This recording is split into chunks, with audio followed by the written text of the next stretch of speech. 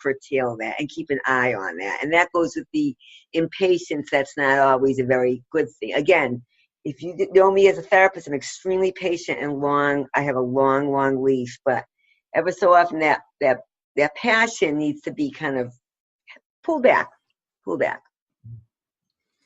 Okay. Yeah, that makes perfect sense. Just the moderation sort of. Thank you. Moderation. That's right.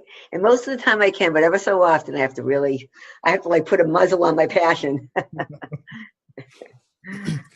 So where do you get your best ideas? Is there a certain place in the house or nature that you go to when you need to brainstorm? No. I could be sitting in the middle of a seminar, always listening and reading. Mm-hmm. I get an idea and I go, boom, I have to write that down. And it just pops in my head, usually listening to someone else.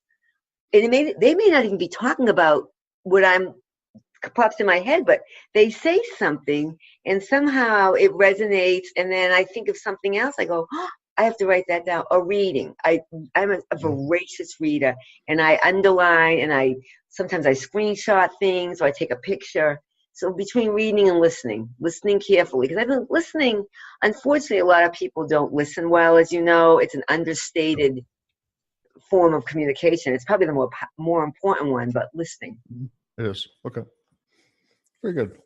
So if you're just to describe what you do in your business at a very high level, somebody is, perhaps listening to this program and wants to emulate what you're doing, how would you describe that at a high level, what the process is behind what you do in your business? In terms of my therapy business, in terms of my speaking business, in terms of my writing, just in general? The therapy problem, in general. Yeah, so the therapy world and the coaching world, as you know, intersect in many ways. And there's been a lot of talk that one is more pathology oriented, one is more strength oriented. I tend to be more strength oriented. So as a therapist, people have often said, "What's your approach?" We're trained in various theoretical orientations, and I always say I'm eclectic. I believe in the strength of the relationship. I believe in the strength of systems. And I also believe in what's going to work is what works best for you. I don't subscribe to the old, you're resisting if you don't stay long enough in therapy, because to me, resistance can be very healthy, and it's up to the person to decide how far they want to go. So when people say to me, well, what's your approach? I said, this is my approach.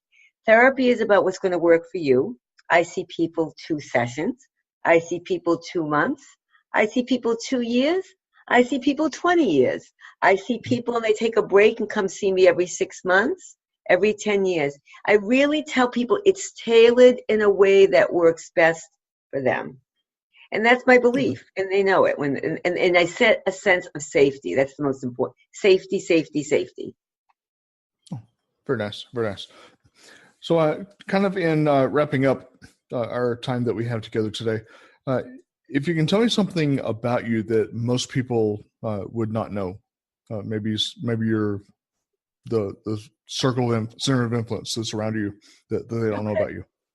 Well, I'm not even 4'11". I'm only 4'10" and 3/4, and I didn't shrink.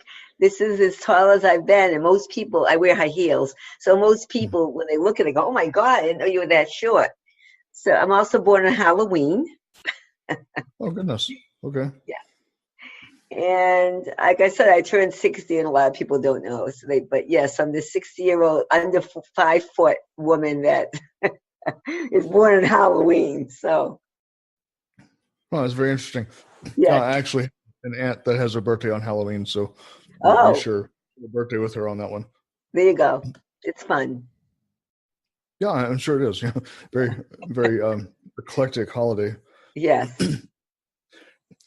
Well, Darlene, I appreciate the time that you've been able to carve out of your schedule today to be with us on the program and to kind of go into some things about you so that people can know who you are, what you believe in, what your perspectives are. How would people be able to get a hold of you, though? Do you have some contact? Thank you. My website, Darlene Corbett, DarleneCorbett.com. That's my website. And I also have a Facebook page. at facebook.com, Darlene Corbett Unstuck. And Okay. I'm also on LinkedIn and Twitter also. LinkedIn, Darlene Corbett. Twitter, Unstuck Speaker. And then that's how they can if reach you me. mention your book title again before Yes, we close and out. it's called Stop Depriving the World of You, A Guide to Getting Unstuck. And so if anyone believes that they're stuck, they really need to heed my words, because I often say it to people on their way out of the office with me in therapy. Stop depriving the world of you. Oh, good words. Good words to live Yeah. by. So, thank Yeah. you, Darlene, for being with us today. And, we certainly look forward to seeing you around the bend. Thank you so much. Thank you so much for having me. Have a lovely day. You too. Take care. You've been listening to Legacy Cast.